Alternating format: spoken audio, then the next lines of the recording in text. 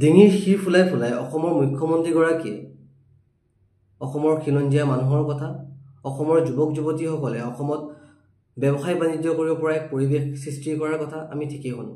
কিন্তু ঠিক সেই একে সময়তে লখিমপুৰ ধলপুৰৰ পৰা গুৱাহাটীলৈ অহা এজন যুৱক অনা অসমীয়াৰ দপদপনিৰ আত্মহত্যাৰ দৰে এটা পথ বাছি ল'বলগীয়া হয়।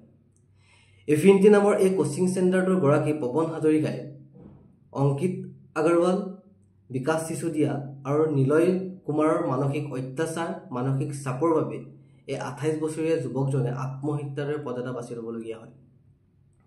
প্ৰশ্ন হয়, এই অনা অসমীয়া ব্যৱসায়ীসকলৰ পৰা নতুনকৈ ব্যৱসায় কৰিবলৈ অহা আমাৰ যুৱক যুৱতীসকল সুৰক্ষিত হয়নে?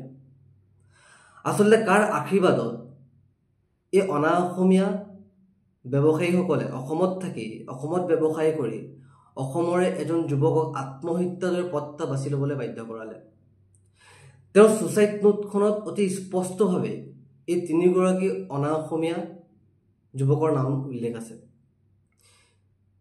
তাৰ পাছতো কিয় বিকাশ চিচুদিয়া আৰু নিলয় কুমাৰক অসমৰ গৃহ বিভাগে, অসম চৰকাৰে এতিয়া পৰ্যন্ত গ্ৰেপ্তাৰ কৰিব পৰা নাই?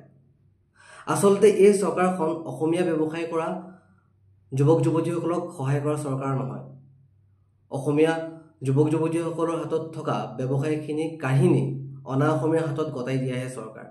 আমি ছাত্ৰ মুক্তি সংগ্ৰাম সমিতিয়ে এক উচিত তদন্ত বিচাৰোঁ।